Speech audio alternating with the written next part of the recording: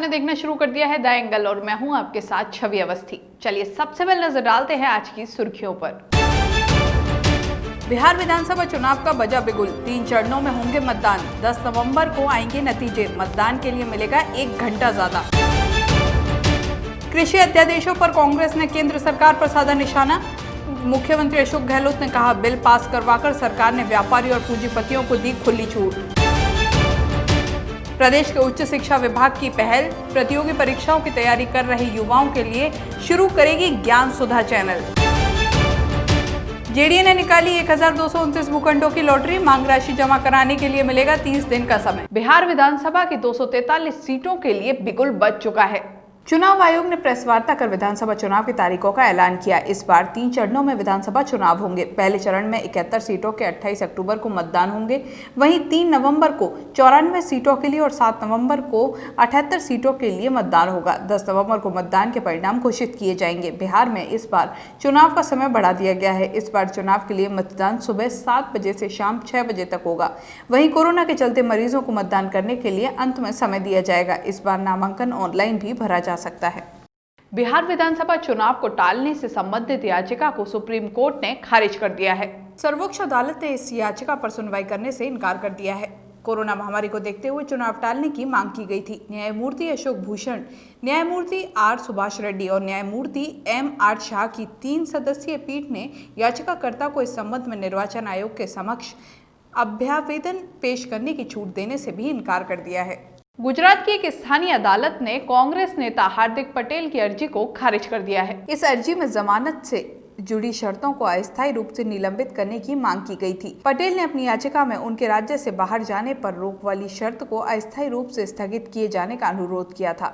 अतिरिक्त सत्र न्यायाधीश विजय गडात्रा की अदालत ने राज्य कांग्रेस के कार्यकारी अध्यक्ष पटेल की याचिका को खारिज कर दिया था, जिसमें अदालत द्वारा इन पर लगाई गई जमानत शर्त के 12 सप्ताह के निलंबन की मांग की गई थी, जिसके तहत उन्हें राज्य छोड़ने से पहले इसकी पूर्व अनुमति लेनी होगी।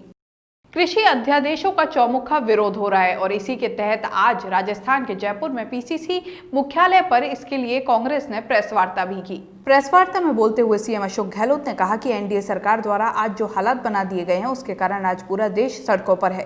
देश में जिस तरह के फैसले हो रहे हैं वो आप जानते हैं। जब से एनडीए सरकार आई है तब से चाहे नोटबंदी हो, जीएसटी या फिर कृषि बिल लाने की बात हो, सभी काम बिना किसी से बात हो रहे हैं।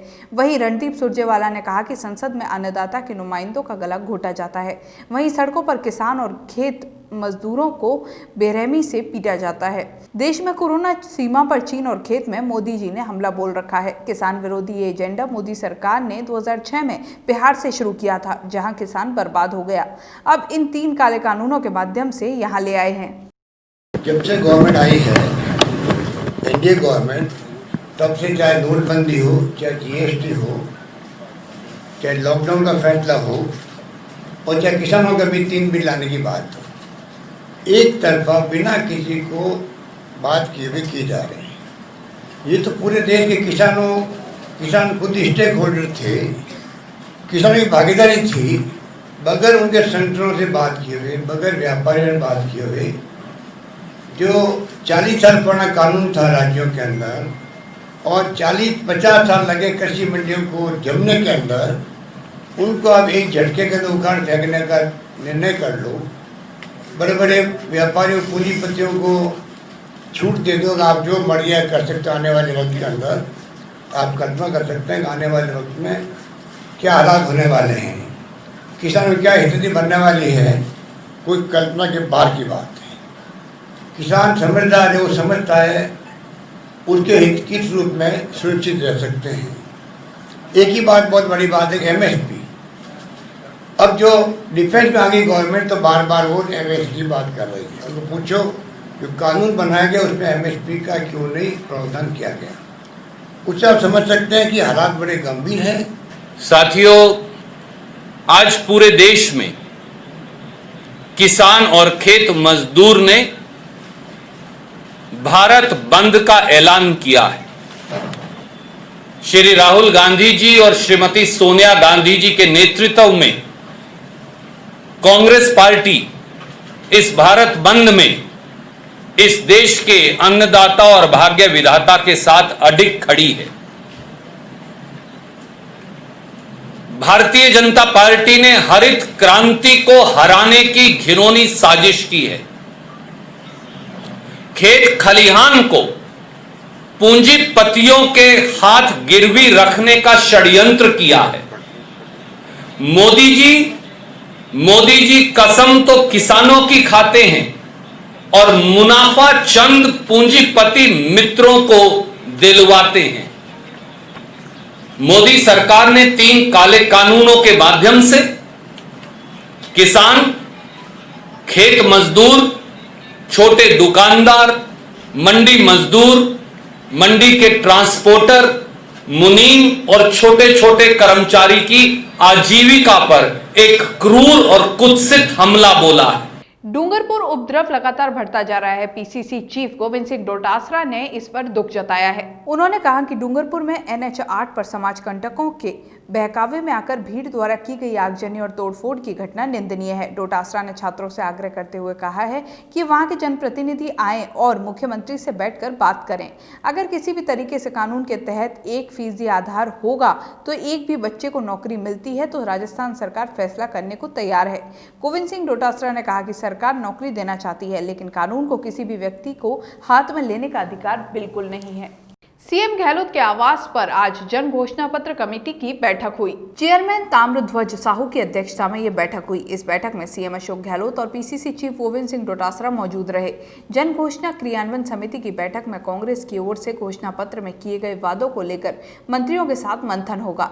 सरकार की ओर से चुनाव के समय किए गए वादों को लेकर मंत्री अपने अपने विभागों की रिपोर्ट तैयार कर रहे हैं। अब जन घोषणा पत्र क्रियान्वयन कमेटी इन रिपोर्ट को देखेगी और इस पर अपनी रिपोर्ट राजस्थान प्रभारी अजय माकन को सौंपेगी। प्रदेश में प्रतियोगी परीक्षाओं की तैयारी करने वाले युवाओं के लिए एक बड़ी खुशखबरी है। अब प्रदेश के बेरोजगार युवाओं को प्रतियोगी परीक्षाओं की गाइडेंस के खातिर निजी कोचिंग संस्थानों में भटकना नहीं पड़ेगा।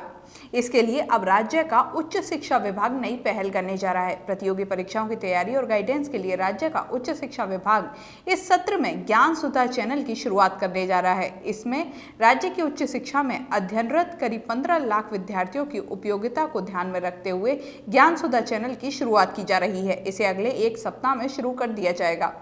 चिकित्सा मंत्री रघु शर्मा ने राजस्थान अंगदान रथ यात्रा को हरी झंडी दिखाकर रवाना किया।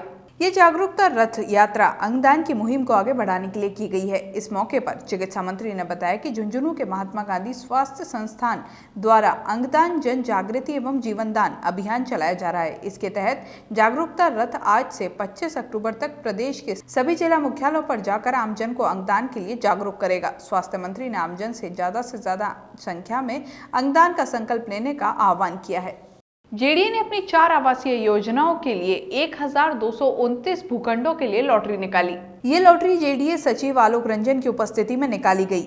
इन चारों योजनाओं में 33,952 ऑनलाइन आवेदन आए हैं। भूखंडों के पात्र आवेदकों की सूची जेडीए की वेबसाइट पर अपलोड कर दी गई है। जयपुर विकास प्राधिकरण सफल आवेदकों के दस्तावेज जमा करने के लिए शिविर लगाएगा।